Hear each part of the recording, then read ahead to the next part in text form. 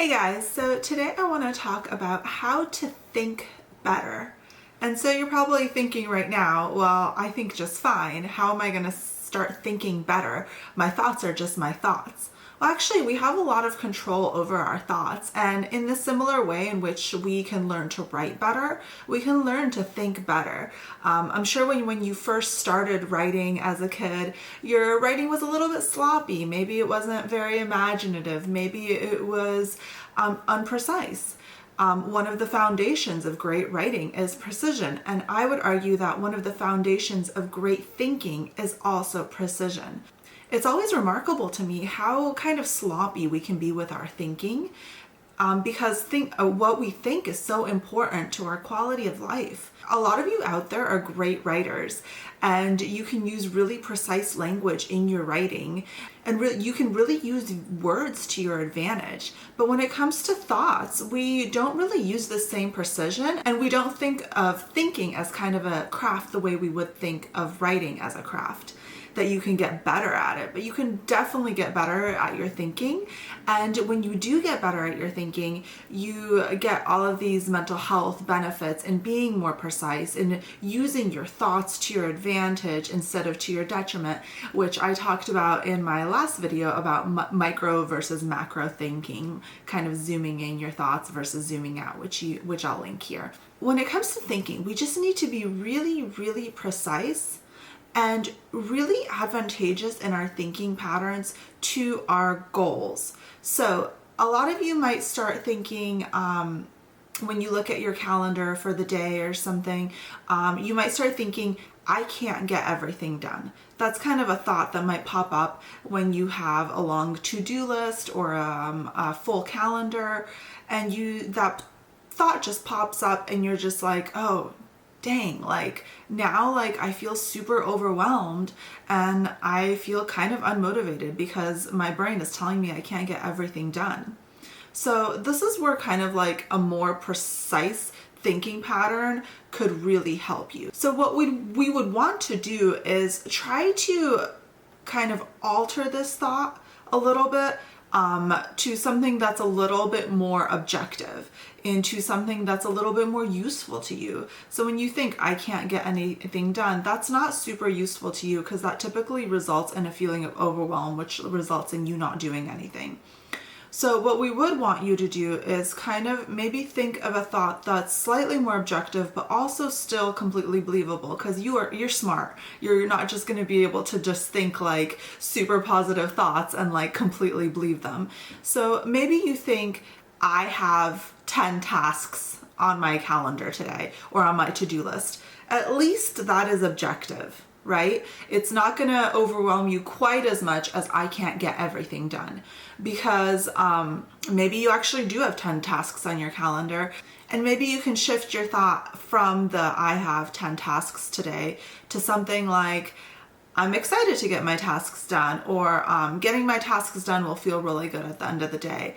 Something you can kind of start shifting your thought pattern into something a little bit more useful to yourself. This kind of goes into the concept of global thinking, in which it's typically not good for our mental health to think things about ourselves in a very global way. And that refers to when people kind of extrapolate things about themselves from events that happen in their lives. So if I were to do really poorly in a test, and I were to think, oh gosh, I'm a horrible student, I'm just kind of dumb, then that's going really global in my thinking from just one incident. And this typically does not bode well for our brains, and it really doesn't bode well for our moods or our sense of motivation. So if you did, poorly on X, and you kind of start thinking oh, well, I'm always going to do poorly on X, then it's just not great for your motivation levels. What you would want to do is you would want to think something a lot more precise. You would want to think oh, okay, I did poorly on this test. That does not mean I'm a bad student. It means that on that particular test, I should have studied more, and I can do better next time. Another great way to kind of clean up your thinking is to eliminate the word should. it really like never serves a good purpose in our lives, and it always kind of puts a damper on everything. Like the word should is just the worst, and it really kind of messes with our relationships. We start thinking like, oh, he should be doing that, she should be doing this, I should do this out of obligation.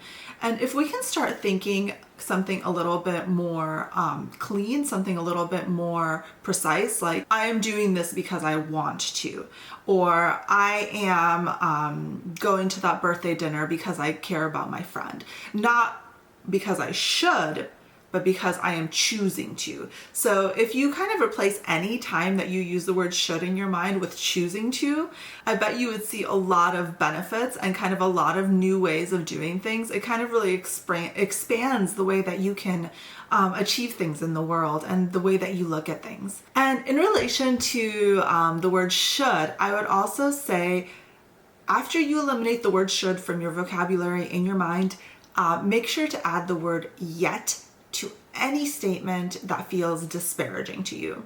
So you can think something like, I can't run a marathon yet. I can't seem to learn to cook yet. And that really helps your brain kind of feel a little bit more motivated, because when you think just like these super concrete thoughts, like they're a dead end. It's like if you just think like, oh, I can't seem to eat healthy, then that's like the end of that story, right? There's no solution there. Your brain doesn't start to think about like different ways that you could eat healthy. What your brain does is it just closes that chapter, like we're done, like that's just not possible for us. But if you add the word yet to all of your kind of thoughts that feel like things you can't do, then you start thinking like, oh, but what if I could? And then you kind of might start thinking of solutions for those situations instead of just kind of closing that chapter. So I'm going to leave you guys with a quote by George Orwell from 1984, and it is, if thought corrupts language, language can also corrupt thought. So consider using a lot more precise language in your thinking, and it can really result in viewing the world in a better and more useful lens. All right, I hope this video helps you guys. It was a short one. I will see you guys next week with another video.